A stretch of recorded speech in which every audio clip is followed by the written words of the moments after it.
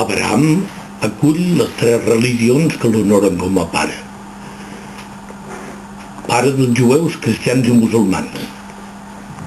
És el patrimoni comú que tenim.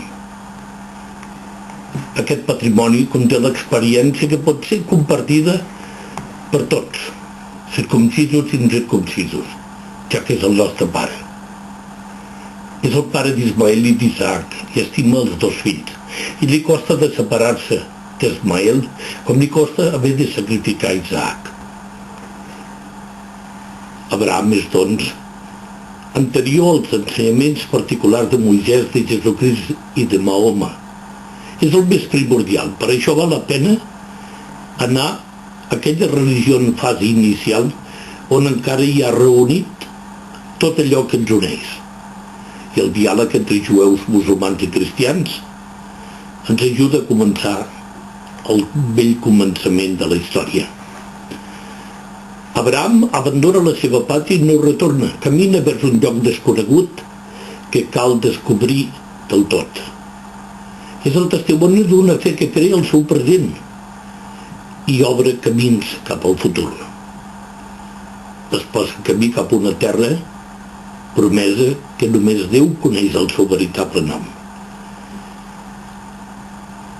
És el pare de les empreses impossibles. En el moment en què el diàleg és difícil, Abraham ens ensenya a creure-hi. Aquest home es va posar en camí quan era d'edat avançada i tenia una fe molt gran en el futur que Déu li va posar al davant. No s'aturava pels obstacles. Ens pot ajudar, doncs, a inventar camins per a un diàleg sempre renovat entre els seus fills, i tant més acollits a la seva tenda. Abraham és un model de pelegrinatge. Totes les religions acceptem aquesta dimensió de recerca de la pàtria, de justícia i de pau. Els jueus tenen la cova de Macpelà, on reposa el si d'Abraham. Els musulmans peregrinen a la Meca i els cristians a Terra Santa, seguint les petjades de Jesús. Abraham practicà l'hospitalitat, sense fronteres ni condicions, plena de caritat.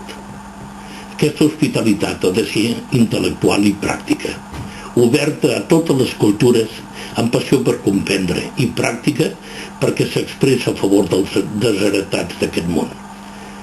Els creients sempre han de fer camí a les fosques, amb les petites llums que ens regalen l'esperança i mirant el cel com feia Abraham a les nits al mig del desert a peu de tenda, intentant comptar les estrelles.